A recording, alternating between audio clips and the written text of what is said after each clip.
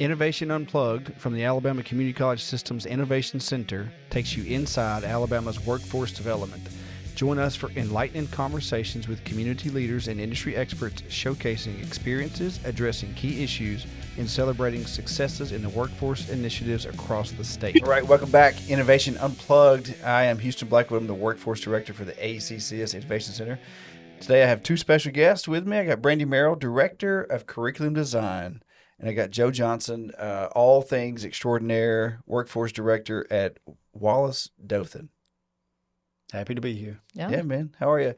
So, Joe, we've known each other 7 years, 8 years now. I was at Calhoun. You were at Dothan, and doing the same job, and didn't cross paths much, but we talked a lot. So it was good background there. And now in our new dynamic, you guys are one of our best every semester. Thank you. Always punching through new ideas and taking skills for success and doing some interesting things with it. And we'll get to all that in just a little bit. But we like for the audience to know a lot about who's sitting here, man. So give us the rundown. And you gave us some off-air information. Man, it was things I didn't know. So give us the rundown of who Joe Johnson is, how you got to where you are. Man, I think I've got a very interesting story. Graduated from Elba High School. Really was interested in welding only because my dad was a welder growing up. Wanted to be like him. Was in a funny situation when I graduated high school. The local in Dothan, a local business sponsored a welding competition for seniors. Was taken over by my welding instructor, who was amazing. Was very fortunate to win the competition. Had it not been for that, I would not be here today. We talk about making how that one point in time can make a huge impact with our students, even our industry partners, and their employees. But was very fortunate to win that competition. Was able to get a scholarship to Wallace to go through the welding program. Graduated as one of those kids growing up. I was very poor. I had 4 brothers and sisters, all slept in the same room growing up. And so for me, career tech welding gave me an opportunity that I obviously would not have had without the scholarship. And so had really never been anywhere growing up as a kid. Would go down to the beach once a year for 2 nights. That was it. And then from there, next thing you know, I'm traveling all over the U.S. welding, And definitely a shock. Was in the construction industry for about 20 years. Honestly got tired of traveling, wanted to come home, wanted to start a family. And next thing you know, probably against her better judgment, Dr. Young hired me at Wallace Dothan. So for about 7 years, I was over our welding programs, spent about 3.5 years on our Sparks campus in Eufaula. And as, fate would have it, the gentleman, I think, that was working at the welding supply that sponsored the welding competition 20 years prior, happened to walk in to my welding lab with a sales rep. No way. Oh, yeah. And so it was so amazing. We were chit-chatting kind of about our history, or my history, and kind of how I got where I was. And so we were talking about the welding competition. I was telling him how fortunate and how blessed I was to be there. And he said, well, you're not going to believe this. And so, he was that individual that was there, that they sponsored it. And so we went back to his office, and he had a photo there, believe it or not, long-haired Joe, back in the day, and so it was. What year was this? So 1990 was when I graduated, 1991. So it was great. And so, from there, prior to transitioning into workforce, I really just wanted to be the best welding instructor I could be, because for me, again, as I transitioned to Wallace, was very fortunate to have an amazing instructor who really wanted to focus on what it took to transition out into industry. So he prepared us very well. So that's what I wanted for my students. And next thing you know, here I am. So. Cool story. That's where you found your passion in it. For sure. Yeah. Similar but different, started in the industry and then moved into education. And when you've done it and have, watched the need and watched, really kind of appreciate that career path and love to share it with others, it makes a difference when you walk in the classroom. So that's a cool story. Long hair Joe. It does, and it's one of those things like when we would just take a moment at the beginning of every semester with my new students, and we would kind of talk about career paths, right? Because a lot of times, good or bad individuals may judge you for what you look like at the moment, and Sure. maybe the way you speak. And we would kind of talk about my career path, and like I would tell them, it's not about where you're at now; it's about where you want to go, right? And we're going to help you get there. As long as you put in the work, we're going to help you get there. And so, with everything from all of our programs at Wallace, and now, like you said, with everything, that's really one of the cool things about the Skills for Success. It really ties directly to the industry needs. And so as our instructors come in and they go through obviously as those students go through the theory, but then the hands-on really gives them a great glimpse into what they can look forward to, in the future when they transition to the workforce. I think community college instructors in general probably have the most opportunity to interact with our students in that kind of way. And maybe sometimes, unfortunately, maybe that is the first time anyone's ever really poured into them like that and said, hey, here is a path and here is the way to do it. Because I did it. I didn't intend to grow up in education, but here's how I found myself coming out of industry, and now I want to share that with you. So I think we have the, kind of the resources and the best model, I think, to reach those in our community. And it's not that you couldn't do that at a higher institution. It's different when you've got 350 people in a room, and so trying to really kind of establish those relationships. And I think that just makes us, that's why we are part of the community, and that's why we're the workforce training engine of the state, is because we sit and make those relationships at the community level like that. Yeah. It's really cool. So you said you got out of the workforce as a welder because you started the travel, which when I can imagine, and you got out of industry to teach. I did. Like, did they recruit you, or did you just decide to do that yourself? A little bit of both. Okay. I was ready. I was tired of taking call. Yeah. So, sleepless nights, yours on the road, mine just happened to be, not too far from the house, but still, after you've been called out 3 or 4 times a night after, several years, you kind of get tired of it. So Joe, still doing workforce, and you're trying to fill these new programs with a good instructor, and often the best instructors are the ones out there still doing it because they've seen all the fresh methods, fresh material, fresh equipment, but they make a lot more money than the college system will pay. How do you get those guys to come work for you?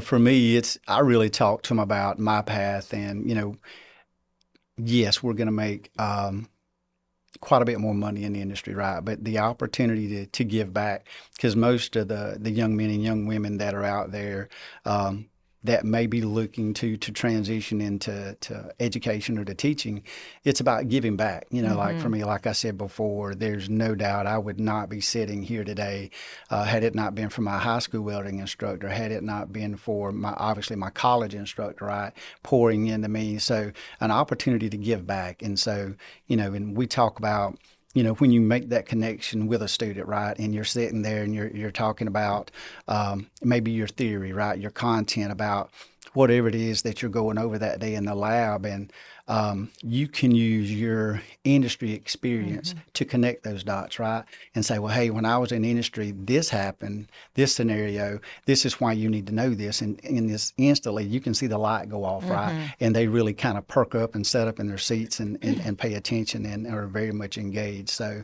it's really about, obviously, it's not about the money. We all joke about that. But, in education, it's not about the money. It's definitely about giving back to those students and making that impact, because I dare say all of our instructors, somebody made an impact on them. That's why they're there. I definitely say we have better benefits, though. Our benefits are really good. They are. Our retirement is really good. Yeah, if you're tier our 1. Health insurance is really good. Yeah, the tier 2 people some years ago, they got pushed in the mud. but I think the legislative body came back and fixed that. They realized that it looked good on paper and then it didn't work well. Right. So they actually merged them all into tier 3, which is really close to tier 1. Yeah. So Joe, you're talking about that, having that impact, and that's how you recruit those instructors. You don't have to give names, but tell us about the best story you had about, and not bragging on yourself, but the best impact you ever realized that had been made on a student out of one of your programs. Well, I mean, it could be really a couple, because we would talk to our students is my job, I felt like, was to give our students options, right? And success is whatever you deem it to be. Yeah. So if working at home, supporting your family, being home every night, if that is success for you, obviously not, let's say, making as much money as if you would if you travel, but if that's success to you, then hey, I'm extremely happy for you. Or if you were like me, you thought success was getting as far away from home as you could, right? And quote unquote, making as much money as you could. Sure. But as you grow older, you realize that money's not everything, right? And so, but two quick stories. A young man that knew he did not want to travel, wanted to work at home, went through our short certificate and actually taught for us for a short time. Oh, yeah. Yeah. And I feel so sorry for my first semester students because I come me in too. like guns ablazing, thinking that, I could just open their head and pour all of my knowledge in there, and so, but one of my first semester students now is a recent hire at the college. He transitioned into the workforce, traveled all over the U.S. working, and so now he's back as an instructor. And so, we have those conversations about why we did what we did in the classrooms and why we did in the lab and how he didn't realize the importance until he got in the workforce, right? And then now he's coming back teaching our students those same things and all the new things that he's learned, So those are two pretty cool stories. I love it when you can see that torch pass. Like Yeah, you were able to pour into him, and now he's able to pour into others. It's cool. It's It is. It's awesome. Do you ever jump back in the booth and show these kids how it's done? Like you're just walking by, you got this coat and tie on today, but you walk by and you're like, hey, let me show you something, kid. We do. We have a nighttime industrial welding class. It's a 12-week class, really geared toward getting individuals prepared to go to work there locally.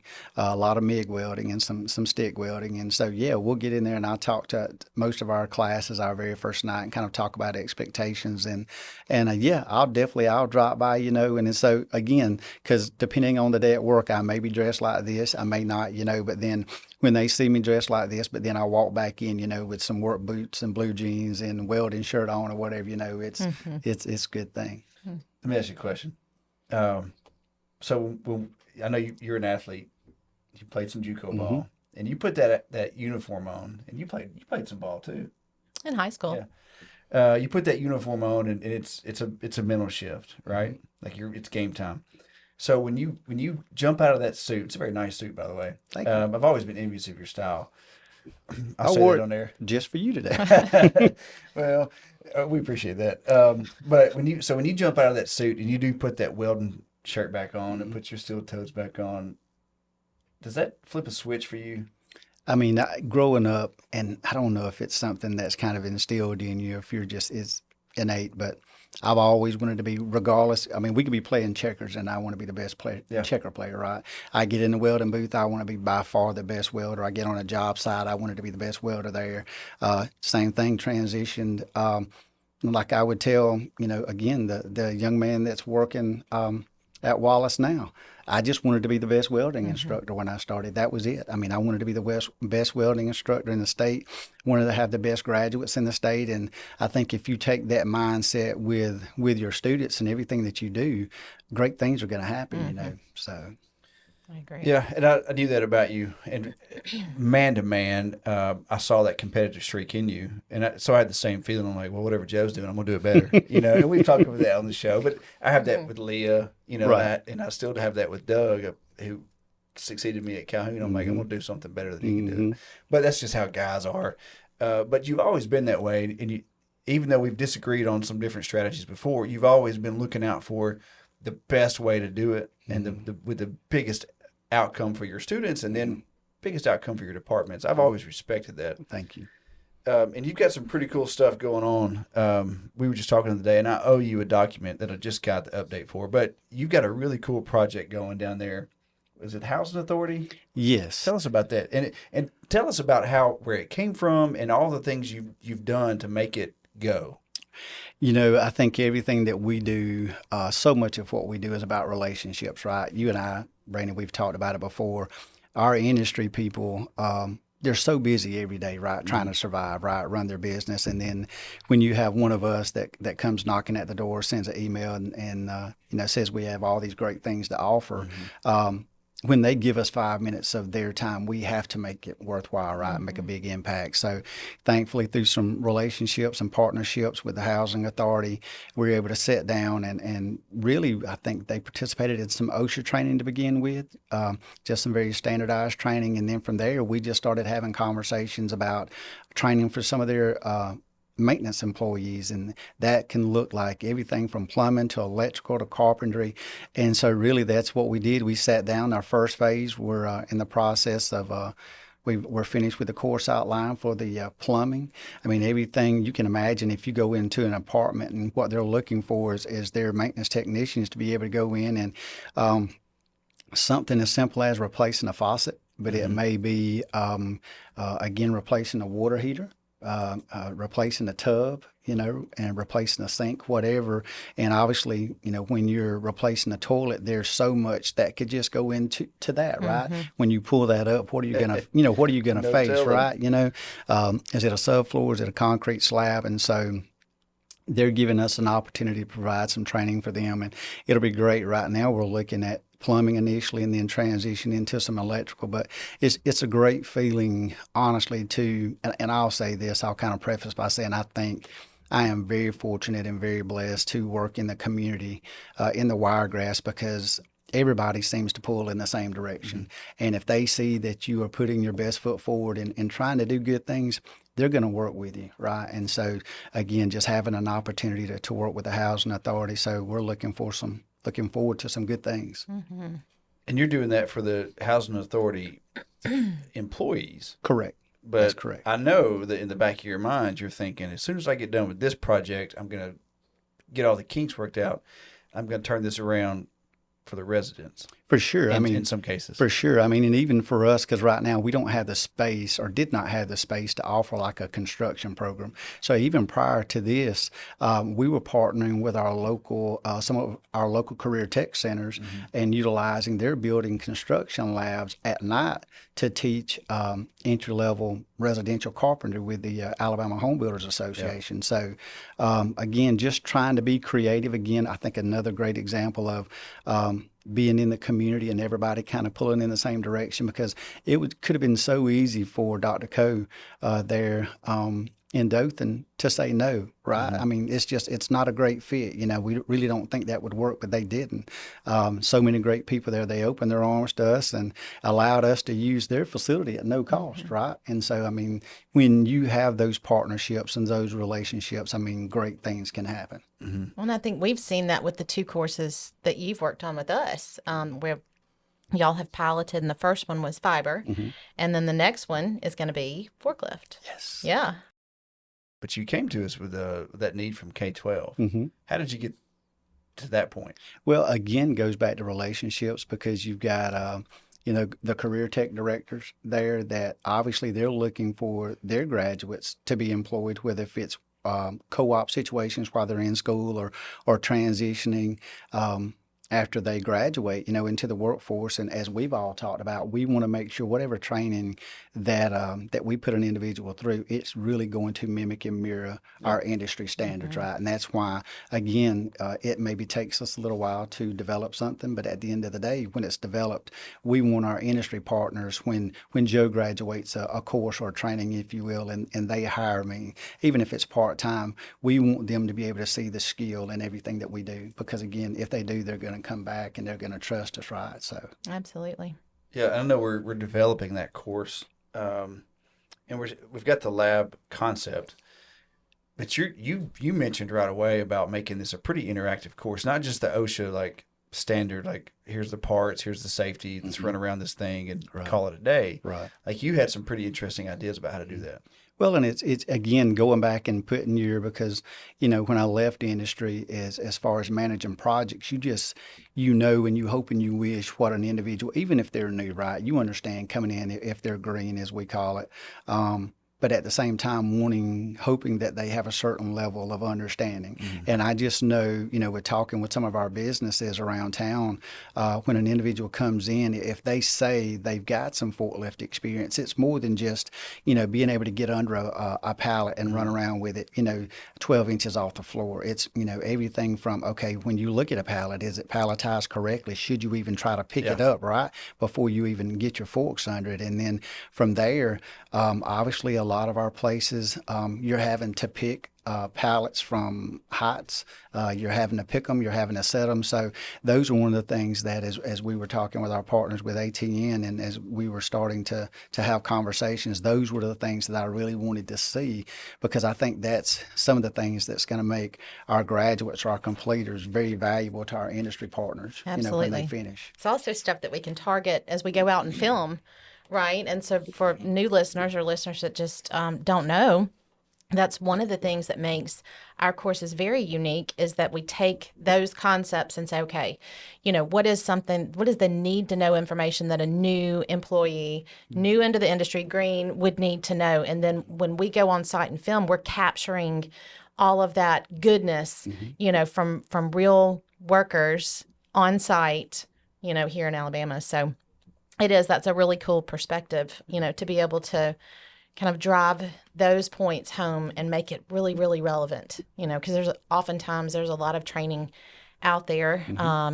And there's so many things that aren't relevant, I mean, having taught, and we've all taught, is that there's chapters of this and things of that, skip that, don't do that, but That's right. ultimately that's what these courses are there to do, is only provide exactly what you need to know, get it quickly, show us you learned how to do it. Now be proficient and go out and, make a great living. So, and I think that's even like with the forklift, but even when we were developing the fiber, when I think that our industry partners, and I call it the Alabama Fire Diversion, right? Because we want it to really make sure it reflects everything that's needed in our great state. We do too. And it's one of those things that your industry partners, when they see that, it's easier to get them at the table, right? Because they're busy right now, obviously, but it's easier to get them at the table to serve on a task force. Yes.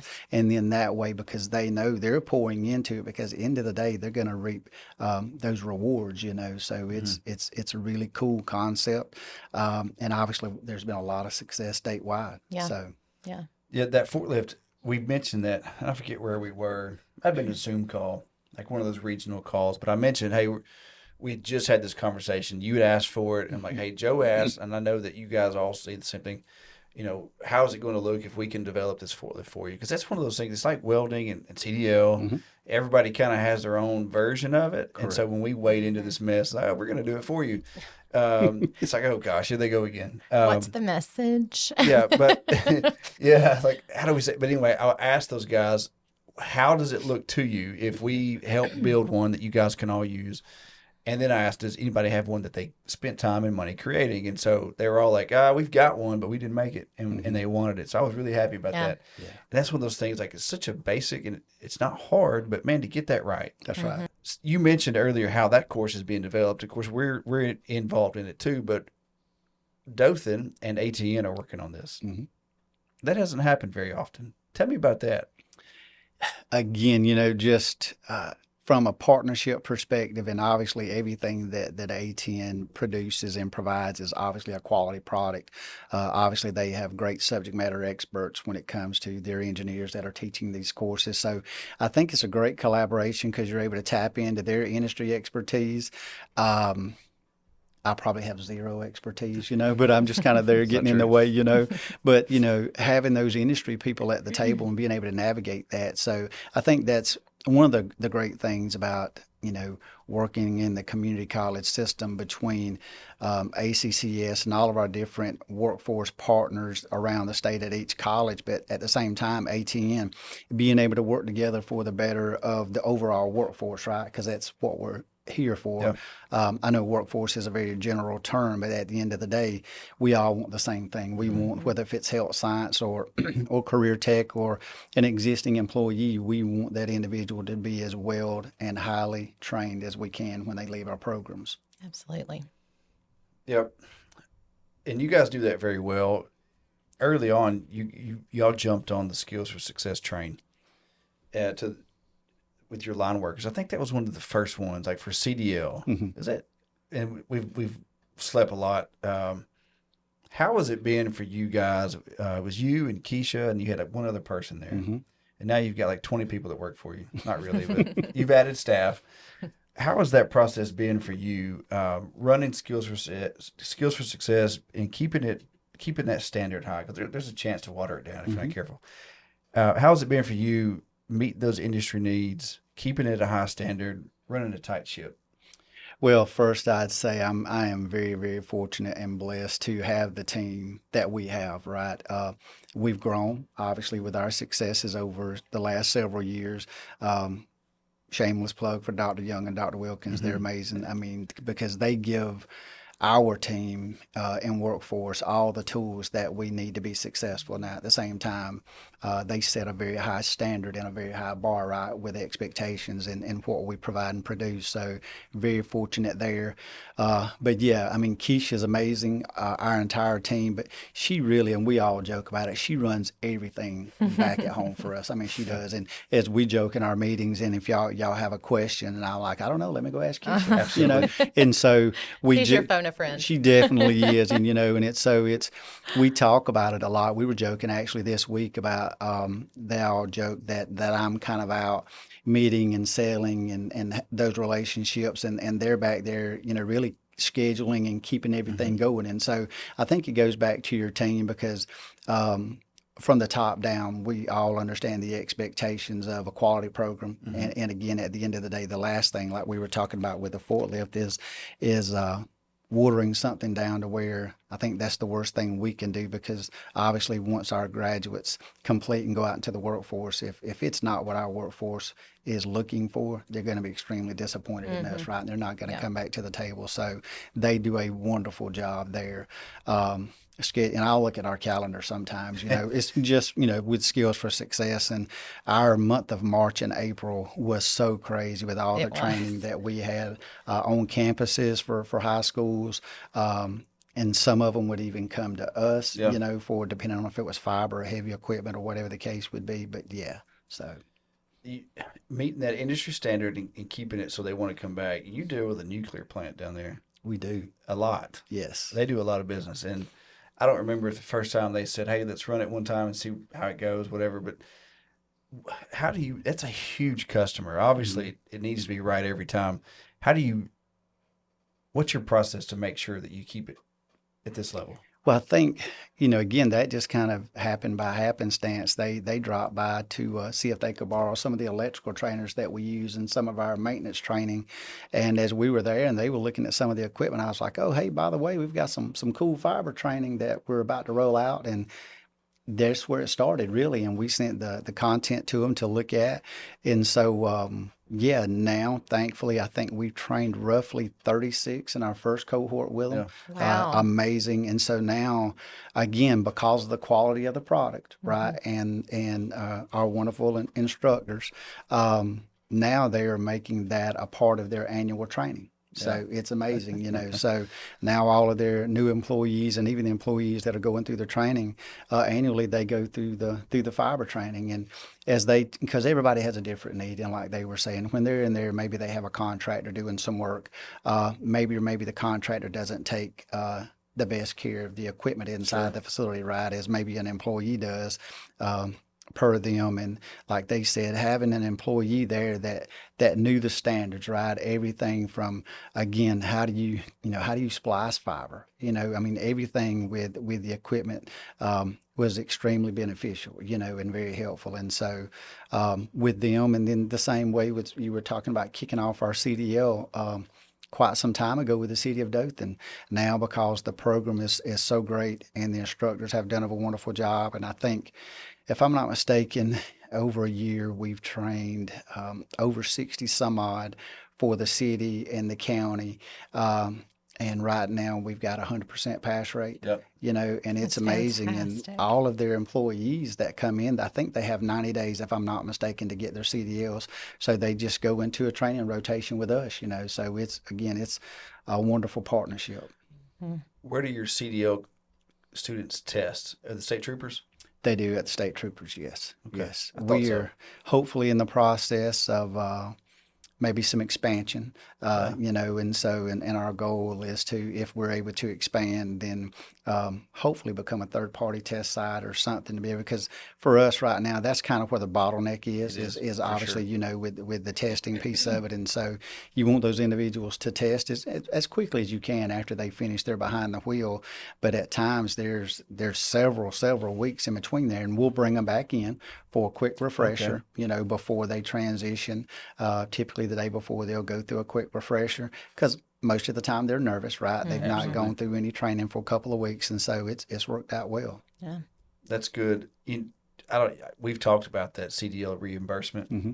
And I know we set it up a way. We had some really good data.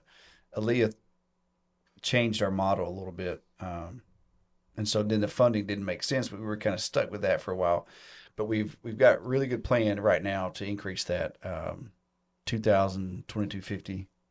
I don't think we'll get to 2,500, but just know that's coming. Awesome. Like that's a real thing for the Yeah, fall. that's Like, awesome. We've got a whole list of reimbursements, like for all the new courses too. Mhm. But that's on the way to make that a little bit better for y'all. Mhm. Not a little bit; it's a lot better. For sure. And it kind of helps fit that need. I think that's one thing that we love doing is kind of like looking at a situation and saying, how can we either make that better or how can we tweak it to modify? So I'm going to throw a curveball at you. Let's play the what if game. What if Skills for Success didn't exist for you? For Joe Johnson and Wallace Dothan, what would your footprint on the city of Dothan and the Wiregrass area look like had Skills for Success never come along? Extremely limited, for sure. I mean, it has definitely been a means to an end for us, because y'all know, standing up a CDL program, right? How expensive that is. And one, you know, it's kind of the chicken or the egg. You know, you've got to have the equipment, but at the same time, you need to be able to prove that you can sustain a program. So how do you do that, right? So, and obviously, we were very fortunate with being able to get a truck and a trailer from ACCS, right, to start. And so we were able to do a lot with that, and even partnering with the city of Dothan. Obviously, they provide equipment for us to train on. But that's one of the great stories, I think, as far as the Skills for Success has been, is what it's enabled us to do for the city and the county, for us, you know, and even there locally, from, like you were talking about before, with Farley, with the city of Dothan, with Houston County Road and Bridge, and even right up the road for P River Electric.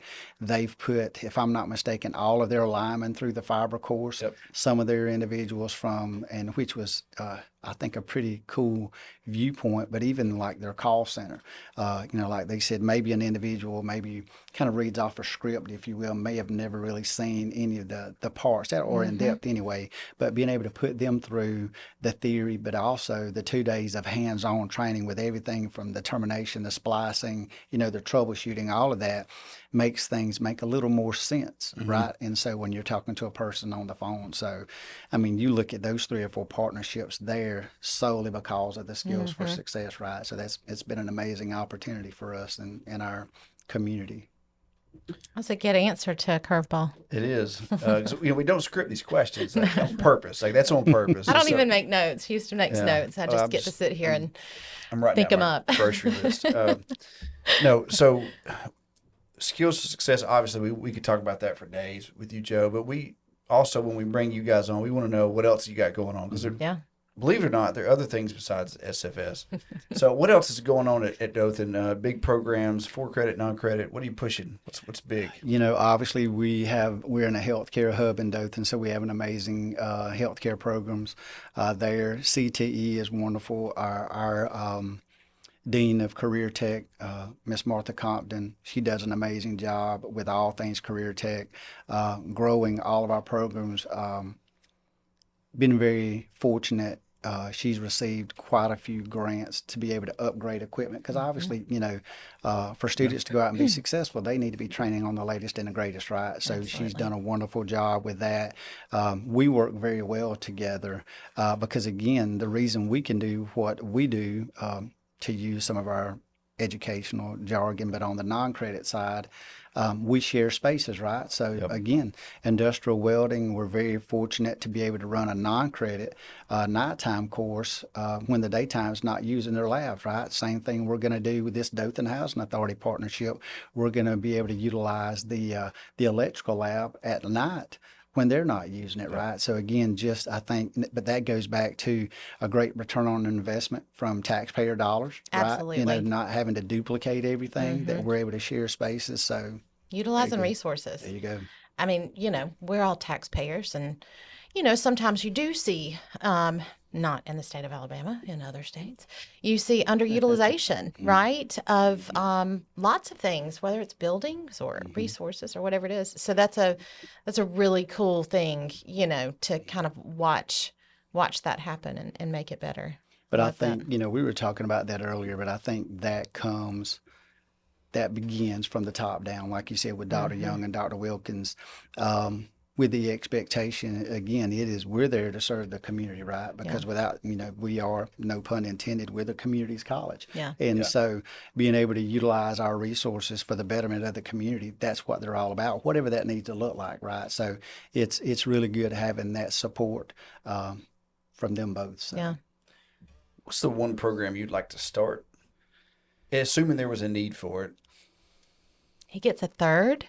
Oh, goodness. All right, you get to write the script. No, not even skills for success. Like, what's the general industry training that you would love to provide that it just doesn't have a solution right now?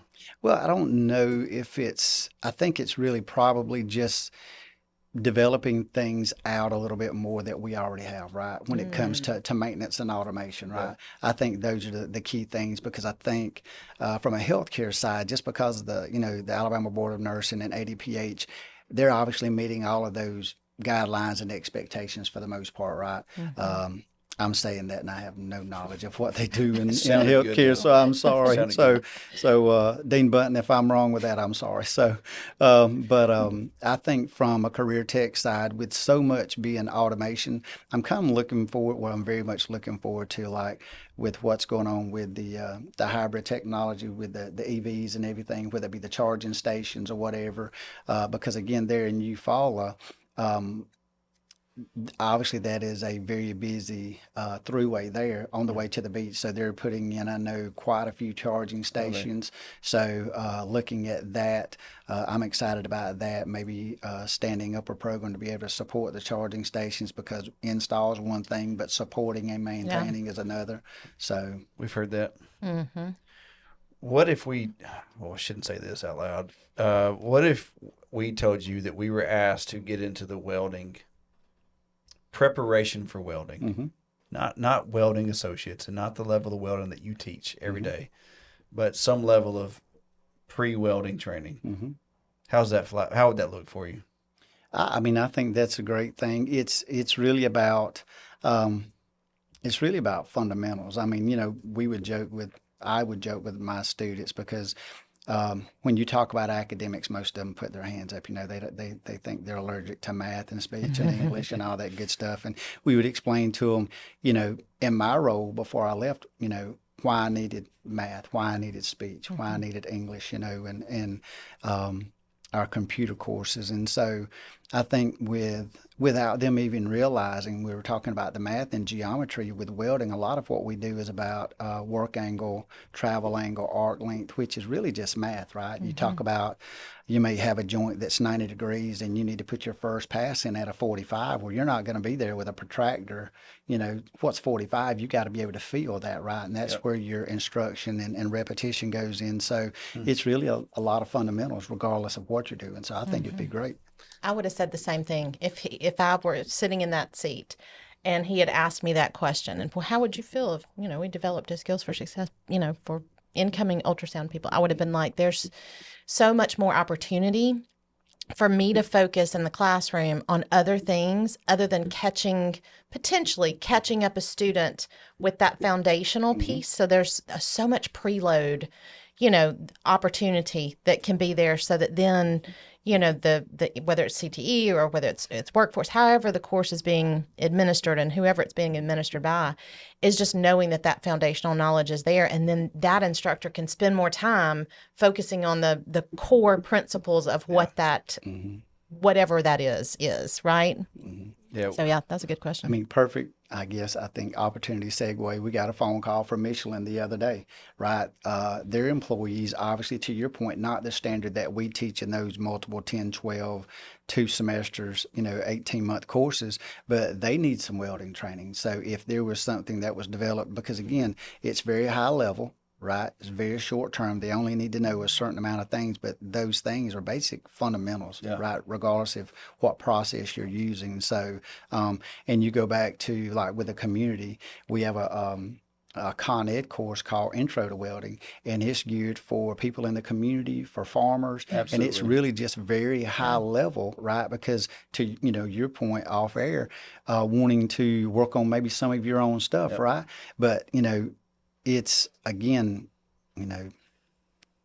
thinking about I say the 3 Ds, dark, dirty, and dangerous, right? Welding's not necessarily that anymore, but you have to understand what you need to do safely. And so creating something short term, I think would have a huge impact on everything from the business and the industry that need to know that from a high level, and even the community from farming and different people like that, And so that the pitch that we got, a request, was from an existing program for a national company, and then the existing program has been proven successful, but they needed to expand a little bit and be a little bit quicker. And so they need this skills for success model to their, so, but when I was at Calhoun, we had that same Con Ed class, and we called it basic welding, and Zeb Ferguson taught it. And we had always had a farmer, we always had some car guys, we had a female artist, and then one random kid who just didn't want to take the degree program. He just wanted to know how to stick stuff together. There you go. And it was the most fun. And we did that with stick, and then the advanced was MIG and TIG. And it was like 5 nights each